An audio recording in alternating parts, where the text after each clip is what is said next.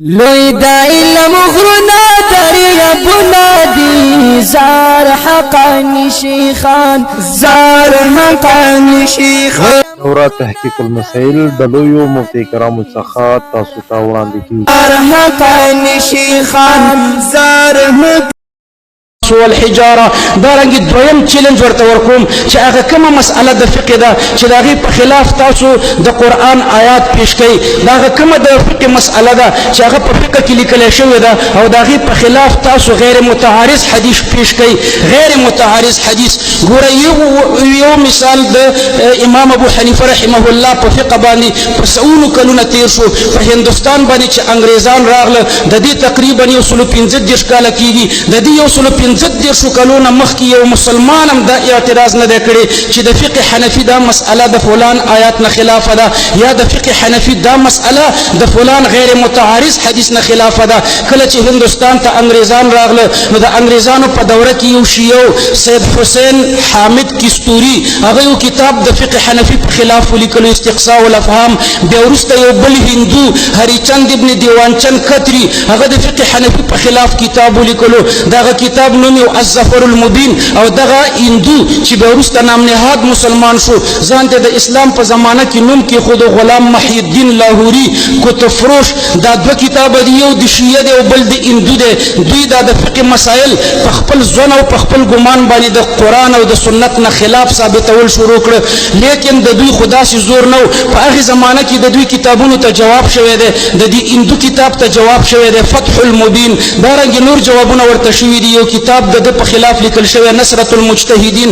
د دې شیعه د هر اعتراض غاښ ماتونکی جواب په دې کتابو کې شته، د دې هندو د هر اعتراض غاښ ماتونکی جواب په دې کتابو کې شته. نو هیڅوک تر قیامته پورې به دا جرأت ونه کړی شي او نه به د مناظرې په میدان کې کلاو میدان کې دا ثابته کړی شي چې د فقه فلان مسأله د قرآن د دې آیات نه خلاف ده یا د فقه فلان مسأله د رسول الله صلی الله علیه وسلم د دغه غیر متعارض حدیث نه خلاف ده. خو صرف د ګیدړانو په شان لکۍ په سر رااړي په خپلو کمرو کې پټ ناستي او په کتاب کې ولیکي. د هغه هندو د کتاب نه نقل وکړو یوسف جی پوري، دارنګې صادق سیالکوټي په اردو کې د هغه د هندو د کتاب اعتراضات راواخیسته، لیکن د هغه هندو د کتاب د اعتراضاتو دپاره چې کوم جوابونه شوي په هغې جوابونو سترګې پټې کړې. هغه اعتراضات دې دواړو مولایانو غیر مقلدینو را نقل کړو او د هغوی اعتراضات د نن سبا غیر مقلدین د پښتو نه د اردو نه پښتو ته اړي او ترجمه کوي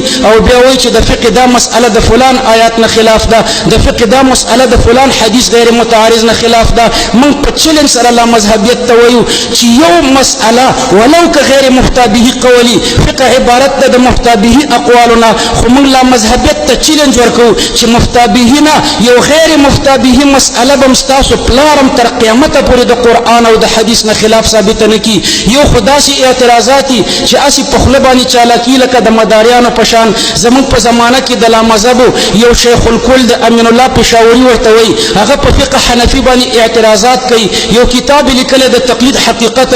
ټول اعتراضات یې د هغه شیعه د کتاب نه راپټ کړي دي، ټول اعتراضات یې د هریچند هندو د کتاب نه راپټ کړي دي. خو یو څو اعتراضات چې د خپل ځان نه پکې ورځایه کړي دي، د یو څو نمونې زه تاسو ته پیش کوم. یو اعتراض دا کوي وایي چې په شرع وقایه کې لیکلي دي چې رسول چې شرع وقایه کې مسله دا ده چې اودس وایي عبادت نه ده، په شرع وقایه کې وایي مسله داسې ده او دا مسله د حدیث نه خلاف ده، ځکه رسول الله صلی الله علیه وسلم فرمایي چې اودس نیم ایمان ده. لیکن دا لا مذهبه په دې نه پوهېږي چې په شرع وقایه کې عبارت داسې ده چې اودس عبادت مقصود نه ده، لیس بعبادت مقصوده، دا نه قید ته متوجه ده، یعنی عبادت ده خو غیر مقصود ده. نو ګوره دا په شرع وقایه په عبارت پوهېږي نو بیا اعتراض کوي. نو خرې ته ګوره او په سارا شپې ته ګوره، یو سړی چې په دې نه پوهېږي چې نفي قید ته متوجه ده او بیا هم په دې وړه خوله دومره غټ اعتراض کوي. الله پاک فرمایي کبرت کلمة تخرج من افواههم، دارنګې حدیث د دې په خلاف چې کوم پیش کوي د هغه حدیث په معنا باندې هم نه پوهېږي، ځکه حدیث داسې پیش کوي چې رسول الله صلی الله علیه وسلم فرمایي چې اودس نیم ایمان دی. د دې حدیث خپل تحقیق دی، د دې نه دا متعارف ایمان نه دی مراد، ولې که دا متعارف ایمان ترې نه مراد شي نو بیا خو د امین الله ایمان دومره کمزورې ایمان دی چې په یو 30 ترینه نیم ایمان ځي ځکه چې اودس نیم ایمان شو نو په 30 دی اودس مات شو نیم ایمان درنه لاړو دارنګې په یو حدیث کې راځي چې واده نیم ایمان دی نو یو سړی چې واده نه لري نیم ایمان په دې ترینه لاړو او نیم ایمان چې په اودس ماتې ترینه لاړو نو دا خو بالکل لغړ پغړ بې ایمانه پاتې شو دا د اعتراضاتو حال دی دارنګې یو اعتراض دی لیکي 123م اعتراض کې دی لیکي وایي چې په فقه کې راځي چې په مانځه کې د ښځې د فرج ربع ښکاره شي نو مونځ کېږي یعنې څلورمه حصه د اندام مخصوصه ښکاره شي نو مونځ کېږي حالان کې په هدایه کې دا مسئله په بعضې چاپونو کې په 93 صفحه کې ده او په بعضې کې په 88 صفحه کې ده هلته عبارت داسې دی چې فإن صلت ربع ساقها مکشوف تعيد الصلاة که ښځې مونځ وکړو د پونډۍ څلورمه حصه یې ښکاره وه نو دا به مونځ راګرځوي نو ګوره هلته پونډۍ ده او د په ترجمه کې فرج ذکر کړو هغلته په پونډۍ کې مسئله داسې ده چې مونځ به راګرځوي او دی په فرج کې وایي چې مونځ کېږي دا د تعید الصلاة ترجمه په کېږي باندې کوي دا د شیخ الکل حال دی نو عرض مې دا و چې د فقه یو مسئله څوک د قرآن نه خلاف نشي ثابتولی څوک یو مسئله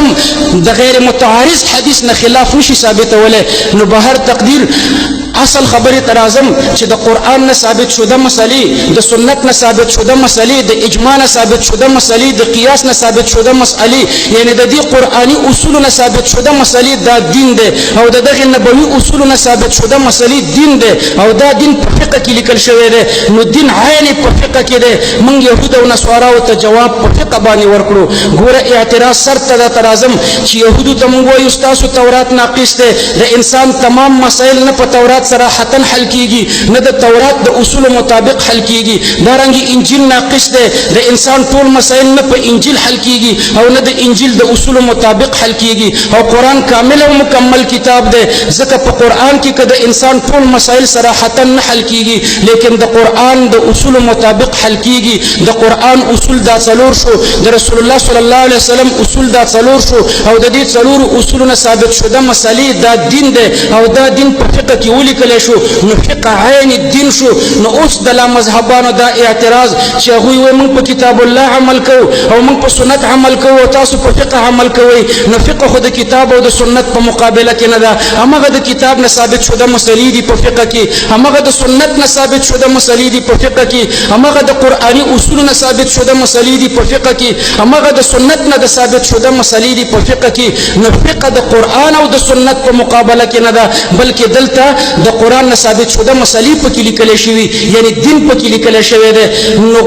فقه باندې عمل کول دا په قرآن باندې عمل کول دی په فقه باندې عمل کول دا په سنت باندې عمل کول دي په فقه باندې عمل کول دا په اجماع باندې عمل کول دي په فقه باندې عمل کول دا په قیاس شرعي باندې عمل کول دي په فقه باندې عمل کول په قرآني اصول باندې عمل کول دي او د قرآني اصولونو په ثابت شده مسائل باندې عمل کول دي نو په فقه باندې عمل عین په قرآن باندې عمل دی دوی وایي موږ په قرآن عمل کوو تاسو په فقه عمل کوئ د دې دا مطلب دی لکه دوی چې وایي چې موږ په قرآن عمل کوو او تاسو د قرآن نه ثابت شده مسلې چې په فقه کې لیکلی شوي په هغې باندې عمل کوئ نو موږ هم په قرآن عمل کوو تاسو هسې په خوله د خولې چالاکي کوئ په قرآن باندې د عمل دعوه کوئ او موږ د قرآن نه ثابت شده مسلې صراحتا چې د 1400 کالو نه مسلمانان ورباندې عمل کوي په هغې مسایلو باندې عمل کوو نو دا اعتراض د لا مذهبانو غلط دی چې امام ابو حنیفه رحمه الله د الله او د الله د پیغمبر په مقابله کې ودرولو امام ابو حنیفه رحمه الله صرف دومره کار کړی دی چې د دې قرآني اصولونه چې کومې مسلې ثابتې شوي دي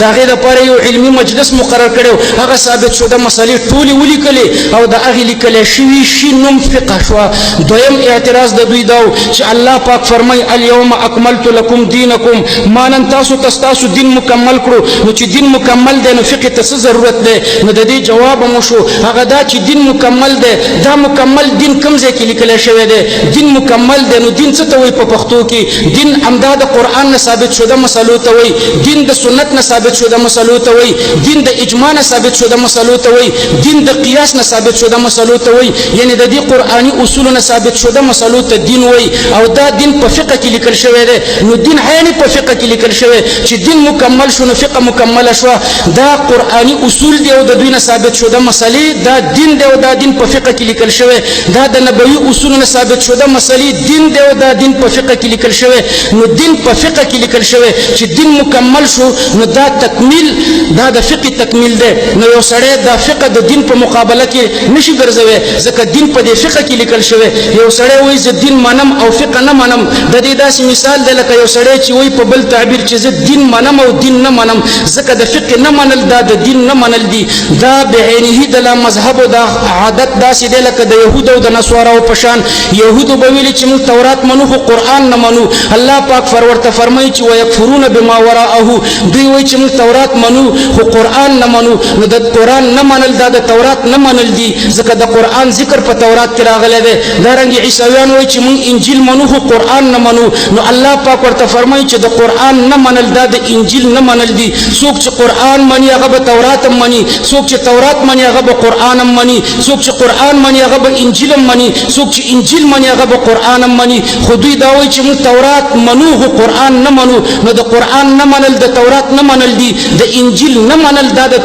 د قرآن نه منل دي نو د فقه نه منل دا د قرآن نه منل دي د فقه نه منل دا د سنت نه منل دي څوک چې فقه نه مني هغه اجماع نه مني څوک چې فقه نه مني هغه قیاس نه مني څوک چې فقه نه مني هغه دین نه مني نو څوک چې د فقه نه منکر دی هغه د قرآن نه منکر دی څوک چې د فقه دشمن دی هغه د قرآن دشمن دی څوک چې د فقه دشمن دی هغه د سنت دشمن دی څوک چې د فقه دشمن دی هغه د اجماع دشمن دی څوک چې د فقه دشمن دی هغه د قیاس دشمن دی یعنی څوک چې د فقه دشمن دی هغه د قرآني اصولونو د ثابت شوه مسلو دشمن دی څوک چې د قرآن دشمن دی هغه د نبوي اصولونو د ثابت شوه مسلو دشمن دی څوک چې د فقه دشمن دی هغه د دین دشمن دی ځکه دین په دې فقه کې لیکل شوی د قرآني اصولونو ثابت شوه مسلې په دې فقه کې لیکل شوی دي د سنت نه د نبوي اصولونو ثابت شوه مسلې په دې فقه کې لیکل شوی نو عرض مې دا کولو چې موږ يهود او نصاراو ته په فقه جواب ورکړو موږ داسې جواب ورکړو چې تاسو تورات ناقص دی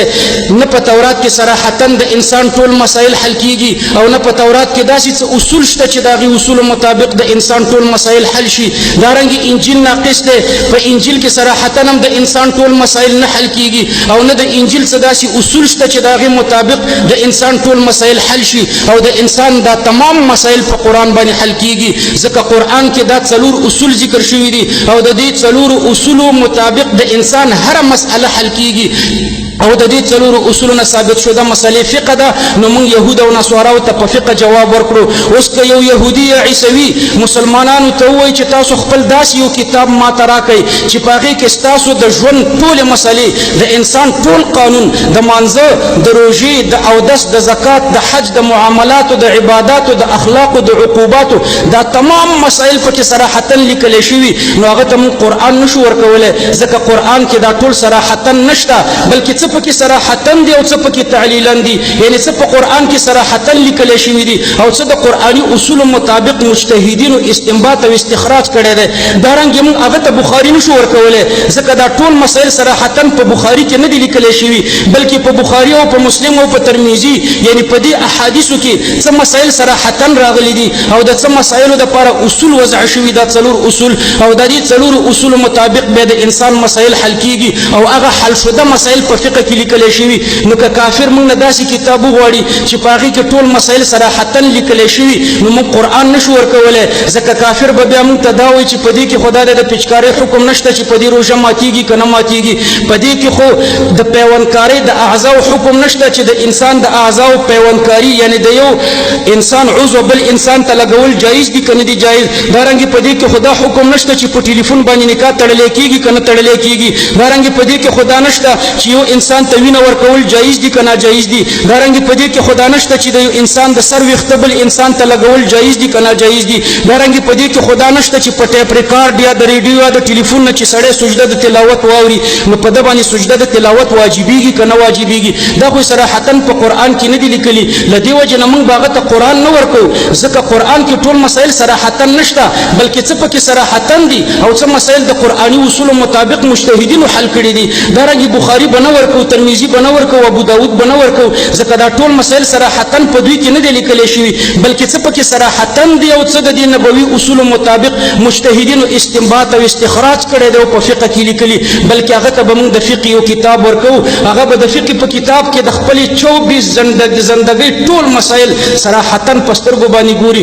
نو موږ ګوره دوی ته جواب په فقه باندې ورکړو. اوس اخري خبره درته دا کوم چې لا مذهبان ولې د فقه نه منکر دي؟ آیا دا د فقه نه انکار قرآني خدمت ده؟ نه هیڅ کله نه، ځکه د قرآن نه ثابت شوه مسلې په فقه کې دي، فقه خو د قرآن خدمت کوي، نو څنګه د فقه نه انکار دا د قرآن خدمت شو؟ د قرآن نه ثابت شوه مسلې په فقه کې دي، دارنګه دوی چې د فقه نه انکار کوي نو دا د رسول الله صلی الله علیه وسلم د سنتو خدمت ده؟ نه هیڅ کله نه، ځکه د رسول الله صلی الله علیه وسلم د سنتو نه چې کومې مسلې ثابتې شوي دي دا په فقه کې لیکل شوي، دارنګه د فقه نه انکار دا څه د دین خدمت نه ده، ځکه دین ټول په فقه کې لیکل شوی. ما درته ویلي چې دین څه ته وایي، د دې څلورو اصولو نه ثابت شوه مسلو ته دین وایي، او دا دین په فقه کې لیکل شوی دی، نو د فقه نه انکار نه د قرآن خدمت شو، نه د سنت خدمت شو، نه د دین خدمت شو، بلکې دا خدمت د چا شو؟ خدمت د یهودو شو او خدمت د عیسویانو شو. موږ هغوی ته په فقه جواب ورکولو، دوی د فقه نه انکار کوي چې د یهودو او د نصاراو د اعتراض په موږ باندې په خپل ځای باندې پاتې شي.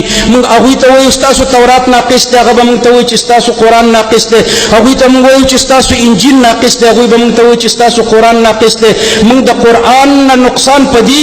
دا جواب ورته ورکولو چې قرآن نه دی ناقص، ځکه د قرآني اصولو نه ثابتې شوه مسلې دا دین دی او دا دین په فقه کې لیکل شوی دی او په فقه د انسان د زندګۍ تمام مسائل حل کیږي. نو د فقه نه انکار دا د یهودو او د نصاراو خدمت دی، او دا خدمت دوی ولې کوي؟ دا د همدې وجې نه کوي چې دا کاندیدان د انګریزانو دي، د انګریزانو په دوره کې را پیدا شو. په هندوستان باندې انګریزان چې کله راغله د دې نه مخکې نه د غیر مقلدینو مدرسه وه، نه د غیر مقلدینو جماعتو، نه د غیر مقلدینو شیخ الحدیثو، نه د غیر مقلدینو یو کتابو، نه د غیر مقلدینو یو 2 پاڼې رساله وه. دا د دوی رسالې د انګریزانو په دوره کې شروع شوې، د دوی رسالې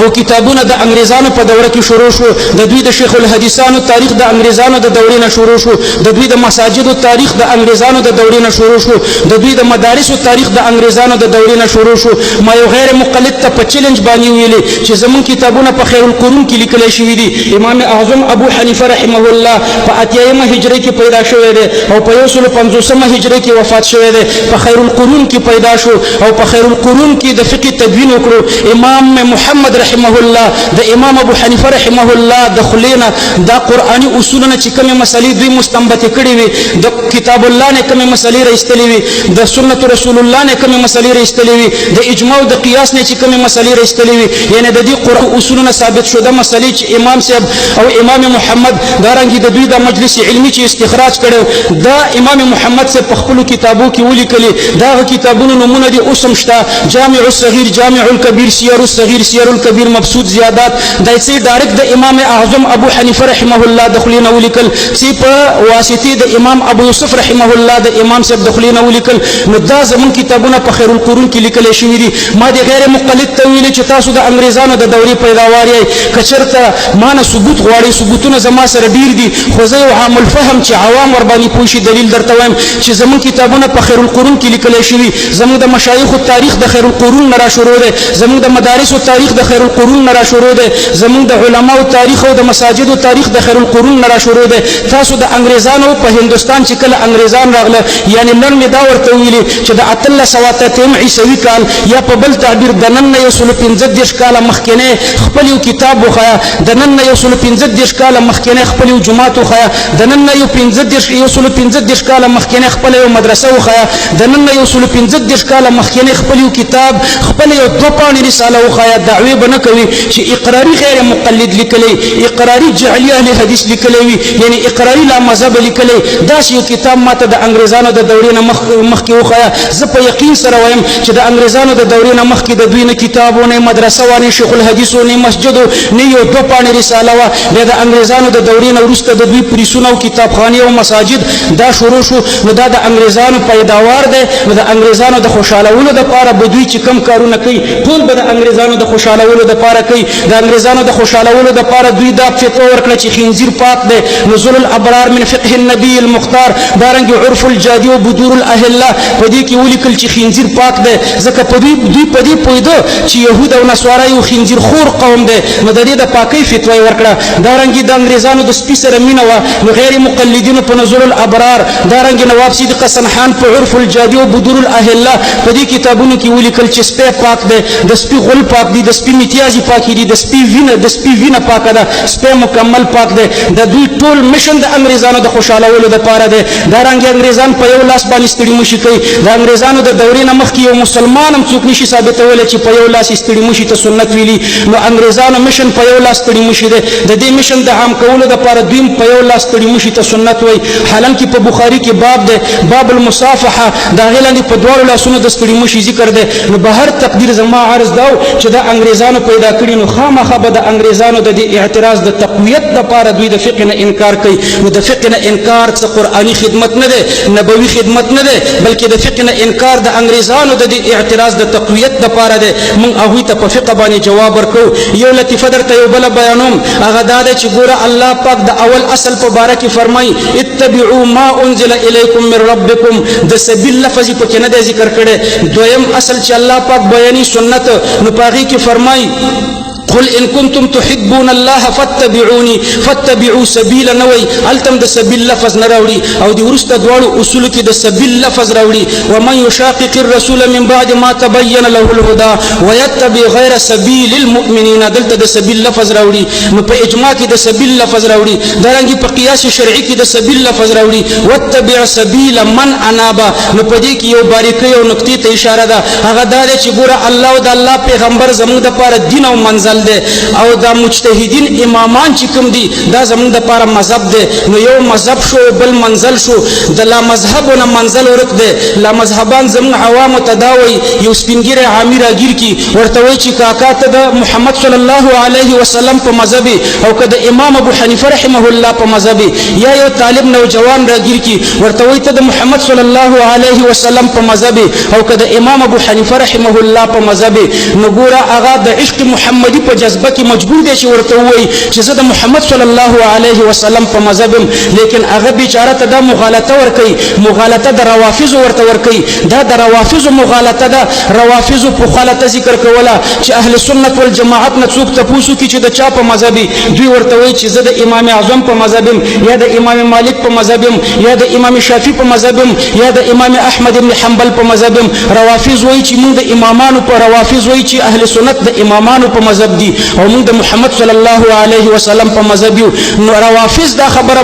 کوله چې موږ د محمد صلی الله علیه وسلم په مذهب یو د دوی دا خبره او دا قید شاه عبدالعزیز رحمه الله په تحفه 12 صفحه 2 هندي چاپ او صفحه 9 دا ترکی چاپ پاغي کې لیکل چې دا د روافض قید دی دا د اغوی فریب دی چې وای موږ د محمد صلی الله علیه وسلم په مذهب یو محمد صلی الله علیه وسلم ته د مذهب نسبت کوي چې محمد صلی الله علیه وسلم په مذهب شوي نو په دین د چا شوي منزلم څه شي شو د روافضو نه منزل ورک دی دا غوی په تقلید او دا غوی په تابعداري کې د نن سبا جعلی اهل حدیثو نه منزل ورک دی دوی وای موږ د محمد صلی الله علیه وسلم په مذهب یو نو موږ ورته وایو چې منزلم بیا کم دی او دا د منزل ورکېدل د دوی نه د الله پاک په آیات کریمه کې ذکر شوی دی الله پاک فرمایي چې څوک د اجماع نه منکري نو ولله ما تولى زبد دنه توفیق د هدایت واخلم د منزل بورکی د به منزل ته مذهب وای او منزل بترنه غایبی په دنیا کې خو منزل ورک دی لیکن په آخرت کې شته ونسله جهنم وساءت مصيرا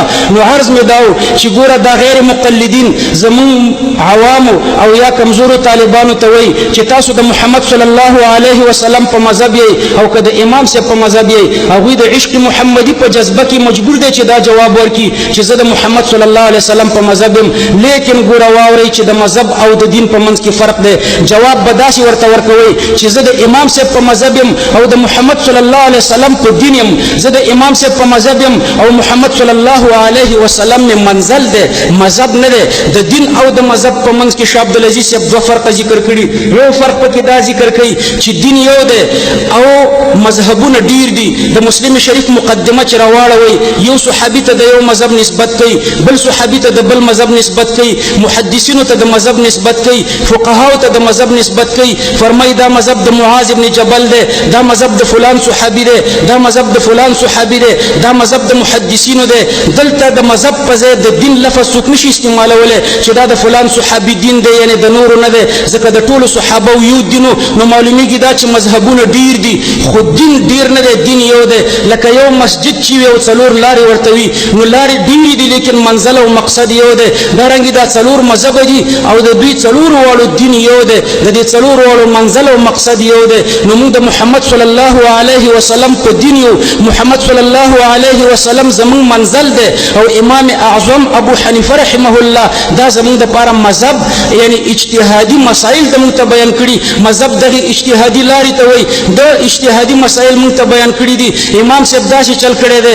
چې کوم مسائل منصوصه متعارضه دي په هغې کې دفع د تعارض کړی ده بس نورې پکې کار نه دی لرلی کوم چې مسائل منصوصه محتمل التاویل دي هلته احتمال راجح ذکر کړی دی نورې پکې کار نه دی لرلی کوم چې مسائل غیر منصوصه دي نو هلته بیا علت جامعه په منصوص کې پیدا کړی دی او دا غیر منصوصي په منصوص باندې ور قیاس کړی دی نو امام اعظم رحمه الله مذهب دی نو یو فرق دا شو چې مذهبونه ګوره ډیر دي او دین یو دی نو تاسو به داسې جواب ورکوئ چې موږ د محمد صلی الله علیه وسلم په دین یو او د امام اعظم په مذهب یو شاه عبدالعزیز رحمه الله فرمایي چې دویم فرق پکې دا دی چې دین کې خطاین راځي له دې وجه نه الله ته منسوبېږي او محمد صلی الله علیه وسلم ته منسوبېږي داسې ویلی شي چې د الله په دین یم داسې ویلی شي چې د محمد صلی الله علیه وسلم په دین یم ځکه دین کې خطاین راځي او دې دواړو کې هم خطاین راځي محمد صلی الله علیه وسلم کې خطاین راځي که خطای راشي تنبیه ورته الله ورکوي او مذهب اجتهادي لارې ته وایي او بخاري شریف کې حدیث دی چې مجتهد کله خطا کېږي نو الله ورته یو اجر ورکوي او چې کله حق ته ورسېږي نو الله ورته دوه اجر ورکوي نو عرض مې دا و چې مذهب کې خطای راځي ځکه مذهب اجتهادي لارې ته وایي او مجتهد کله خطا کېږي خو بیا هم ګوره ملامت نه دی بلکې الله پاک ورته اجر ورکوي د خطایي په صورت کې نو په مذهب کې خطای راځي او په دین کې خطای نه راځي نو شاه عبدالعزیز رحمه الله فداسي وایي چې زه د محمد صلی الله علیه وسلم په مذهب یم هغه فرمایي وایي دا د روافضو عقیده وه دا کمال بخیردي راسي یعنی کمال بعقل او احمق انسان دی ځکه چې دی د محمد صلی الله علیه وسلم په مذهب دی نو د دې نه خو دا معلومیږي چې د پیغمبر علیه السلام مذهب او دین یو شی کړو نو د دین او د مذهب په مابین کې چې وحدت راغی نو مذهبونه خو ډېر دي نو دینونه هم ډېر کړه دارنګې مذهب اجتهادي لارې ته وایي خطایي پکې راځي نو دین کې هم خطایي راوسته دارنګې د محمد صلی الله علیه وسلم بېادبي هم وکړه چې هغه ته د خطایي نسبت وکړو نو عرض مې دا و چې موږ د محمد صلی الله علیه وسلم په دین باندې یو او دا یو دین دی او دا څلور مذاهب دي په دې څلورو مذاهبو کې موږ د امام اعظم ابو حنیفه چې په اجماع باندې مجتهد دی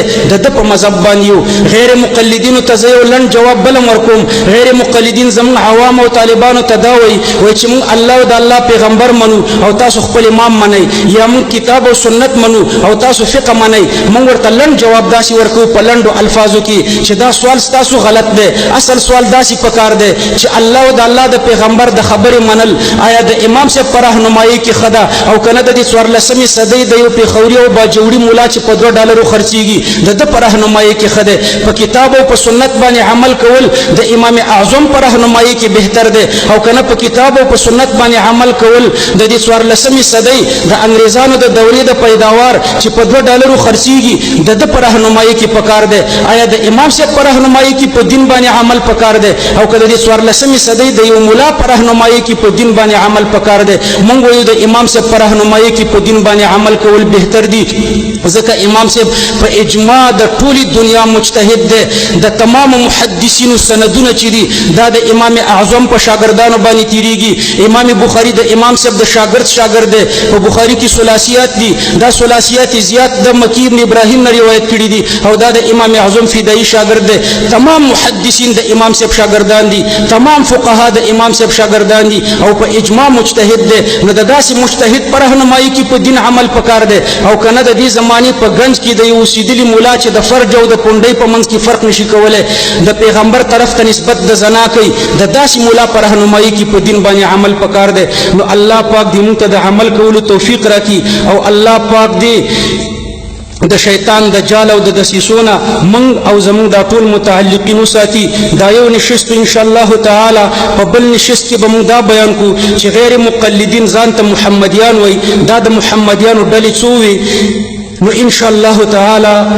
د الله پاک په توفیق باندې کو ژوند همکاري وکړه دا په بل نشست کې بیان کو واخر دعوانا ان الحمد لله رب العالمین